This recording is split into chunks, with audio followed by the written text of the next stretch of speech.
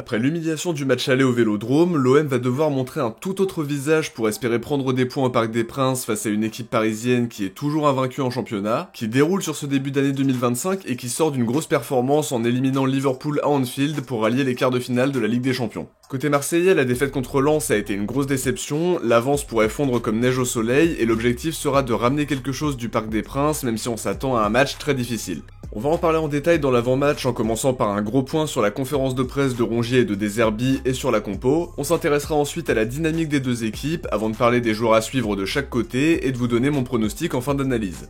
Comme d'habitude, n'hésitez pas à me donner le vôtre avec le score exact dans les commentaires pour être mis à l'honneur dans le débrief si vous avez vu juste. Dites-moi aussi si vous avez de l'espoir pour ce match face à Paris ou si à l'inverse vous êtes ultra pessimiste.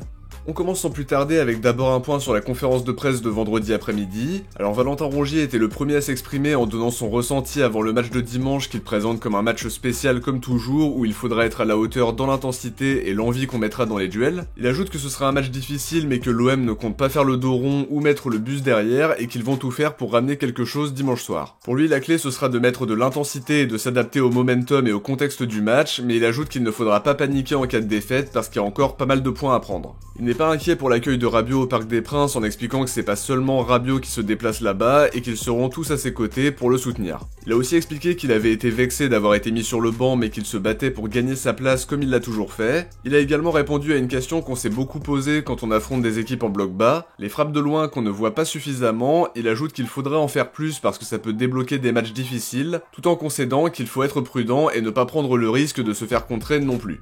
De son côté, De Zerbi est d'abord revenu sur la défaite du week-end dernier en expliquant que son équipe avait fait un très gros match, l'un des meilleurs matchs au Vélodrome dans le contenu d'après lui, mais qu'ils avaient été malchanceux en loupant plusieurs occasions. Il se dit quand même très satisfait d'avoir eu autant d'occasions face à une équipe fermée et ne veut pas qu'on analyse le match uniquement par le prisme du résultat décevant.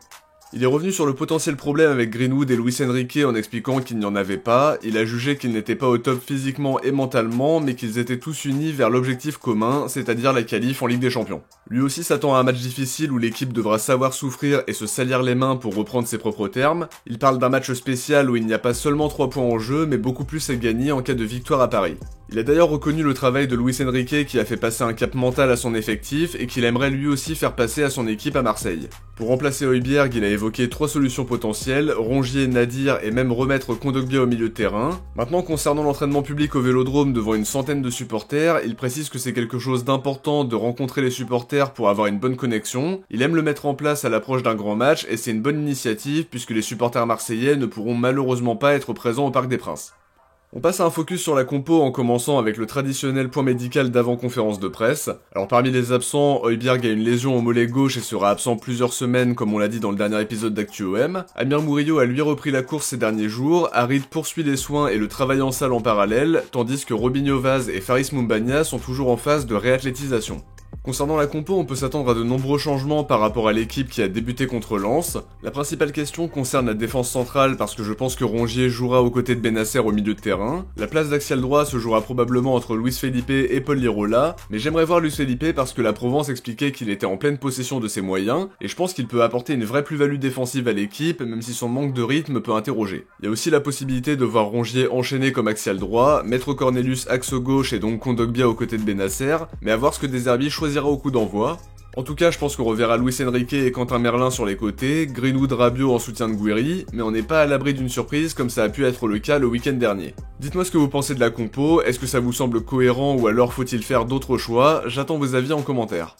Ceci étant dit, on passe à l'analyse des deux équipes en commençant par le PSG pour qui tout va pour le mieux en ce début d'année de 2025. Toujours invaincu en Ligue 1 avec 20 victoires et 5 matchs nuls, 65 points au compteur avec déjà 16 points d'avance sur nous, autant dire que le championnat est déjà plié et malheureusement ça ne surprend personne. Ils sont en lice dans toutes les compétitions avec une demi-finale de Coupe de France face à Dunkerque début avril et bien sûr la grosse performance en Ligue des Champions avec une qualif à Anfield face à Liverpool qui vient confirmer qu'ils ont passé un cap dans l'aspect mental en plus de leur qualité dans le jeu. Forcément, ils sont en pleine confiance, très solides derrière et très dangereux offensivement. Ils ont de très bons joueurs à chaque ligne, que ce soit Donnarumma, dont on connaît les qualités et la capacité à être décisif, les profils complets de Nuno Mendes et d'Hakimi dans les couloirs, Pacho et Marquinhos qui sont très solides en défense, un milieu de terrain complémentaire et très impactant avec João Neves, Fabian Ruiz et Vitinha. Offensivement, il y a aussi énormément de qualité avec Dembélé qui est devenu le leader offensif qu'ils attendaient, Barcola et Kvaratskhelia qui font très mal, mais aussi Désiré Doué qui impressionne sur les dernières semaines et qui vient d'être récompensé par une première convocation en bleu. Sur le banc, ils ont aussi des joueurs qui peuvent nous poser des problèmes, comme Gonzalo Ramos, Zaïre Emery, Lee Kangin, Beraldo, Hernandez ou Mayulu. Ça montre bien que même s'ils décident de faire un petit turnover, comme on peut l'imaginer après 120 minutes à haute intensité mardi soir, dans tous les cas, ils auront des arguments pour nous poser des problèmes.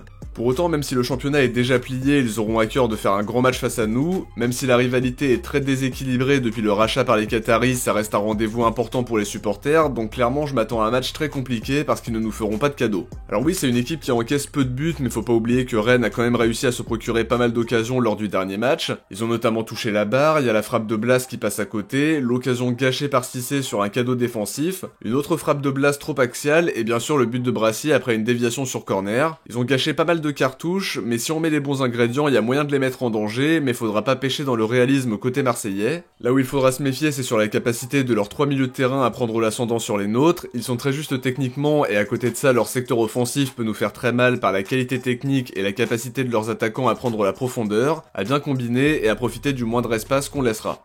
Alors maintenant, pour se focaliser sur l'OM, faut bien reconnaître qu'on part pas du tout favori sur le papier et que de prendre ne serait-ce qu'un point au parc serait un super résultat. Faut y aller avec beaucoup d'humilité, avec l'envie et l'intensité qui s'imposent. Il faut bien se dire qu'on n'aura pas grand chose à perdre et qu'en mettant les bons ingrédients, on peut les faire douter. On aura un peu moins de pression grâce au match nul entre Nice et Auxerre qui nous assure de rester deuxième à l'issue de la journée, ça c'est la très bonne nouvelle de ce vendredi soir.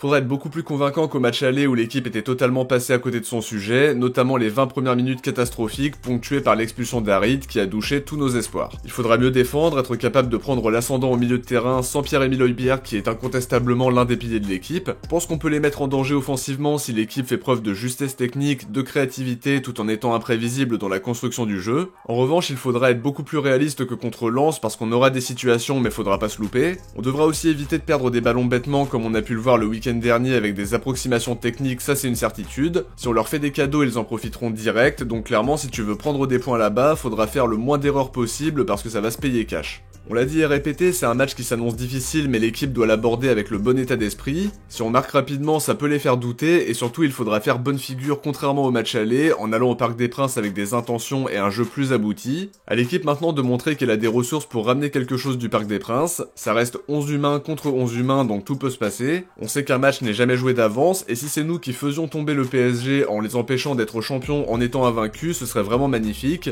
Personne n'a encore réussi à le faire même si plusieurs équipes les ont tenus en échec. Reims par 2 fois, Auxerre, Nantes et Nice. On passe aux joueurs à suivre en commençant par Nuno Mendes qui impressionne dans son couloir gauche et qui sort d'un excellent match contre Liverpool en posant de gros problèmes à Mohamed Salah qui a totalement déjoué face à lui. Il peut vraiment empêcher Luis Enrique et Greenwood d'être influents mais il peut aussi faire très mal par ses montées donc il faudra être très attentif. Willian Pacho sera aussi à suivre parce qu'il est devenu totalement indispensable avec ce PSG version 2024-2025, très solide derrière, très bon dans l'anticipation, rugueux dans les duels et pas maladroit à la relance non plus, ça annonce un gros duel avec Amine Gouiri. Parmi les joueurs offensifs, on va citer Ousmane Dembélé qui est devenu le leader offensif du PSG avec des progrès notables à la finition, 29 buts et 6 passes D depuis le début de saison et un excellent début d'année 2025. Faudra évidemment être attentif à lui que ce soit par ses appels dans la profondeur, ses qualités techniques et ses qualités balle au pied. Ce sera une grosse mission pour la défense marseillaise au même titre que les duels avec Barcola, Doué ou Kvaratskhelia selon qui sera aligné par Luis Enrique. Côté marseillais, je vais commencer par Geronimo Rulli qui sera très sollicité face aux attaquants parisiens et qui devra faire parler ses qualités sur sa ligne pour nous maintenir en vie dans un match qui promet d'être difficile. On l'attendra aussi serein à la relance qu'habituellement pour qu'on évite de perdre des ballons bêtement, mais c'est un match où il peut vraiment briller à mon sens. Toujours défensivement, je vais dire Balerdi qui aura des clients face à lui. Je trouve qu'il est sur une bonne lancée en étant clairement le meilleur défenseur marseillais sur les derniers matchs. Il devra continuer sur cette lancée face à Dembélé, Kvara et Barcola qui savent faire la différence, mais ça vaut aussi pour Kondogbia et pour l'axial droit qui sera choisi par De Zerbi, que ce soit un Luis Felipe à court de rythme ou un Paul Lirola qui n'inspire pas vraiment confiance. Au milieu, il y a deux joueurs qu'on attend au tournant. D'abord Ismaël Benasser, qui est typiquement le genre de joueur qui peut faire la différence dans un gros match comme celui-là. Très impactant à la récupération et très important dans la construction du jeu grâce à sa faculté à bonifier les ballons. J'ajouterai Rabiot pour qui ce sera un match spécial. On s'attend à un accueil hyper hostile de la part des supporters parisiens. On espère que ça va le booster et que ça le perturbera pas trop. S'il peut ajouter un petit but face à son club formateur, ce serait vraiment la cerise sur le gâteau. Offensivement, j'ai d'abord pensé à Guiri, mais je vais plutôt m'attarder sur Greenwood qui était sur le banc le week-end dernier et qui a fait une entrée assez catastrophique. C'est dans ce genre de match qu'on attend un joueur de son talent, ça dépendra aussi des efforts et de la régularité qu'il peut proposer sur 90 minutes. L'équipe expliquait ce matin qu'il s'entraînait avec les remplaçants pendant que les titulaires faisaient un autre exercice, mais j'espère qu'il sera aligné d'entrée parce qu'on l'attend au tournant dans des matchs de ce niveau. Alors maintenant sur mon pronostic, si je veux être honnête et objectif, je suis vraiment pas optimiste et j'ai même tendance à penser que prendre un point au Parc des Princes face à ce PSG qui déroule ces dernières semaines relèverait presque de l'exploit. Personnellement, je vais pronostiquer une défaite marseillaise 3-1, même si j'espère vraiment que l'équipe va nous faire mentir et qu'ils sortiront un match héroïque pour prendre des points là-bas. Je m'attends vraiment à un match difficile parce qu'ils ont de très bons joueurs à chaque ligne, ils sont en pleine confiance et surtout c'est un petit peu le dernier match excitant qu'ils vont jouer en championnat puisque tout est déjà plié pour le titre. Ils vont pas prendre ce classique à la légère donc ça m'inquiète un peu. Côté marseillais, on a vu des difficultés à trouver la faille offensivement sur les derniers matchs, et là on va affronter une équipe compliquée à manœuvrer. Défensivement, il y a toujours quelques errances et ça pardonnera pas contre ce PSG là, tout comme le manque de justesse technique. Il faudra absolument savoir hausser le niveau, mais sur le papier, je ne vois pas nous imposer ou prendre le point du nul, même si j'espère vraiment me tromper, évidemment. Comme d'habitude, n'hésitez pas à me donner votre pronostic avec le score exact en commentaire, les bons pronostiqueurs seront mis à l'honneur à la fin du débrief.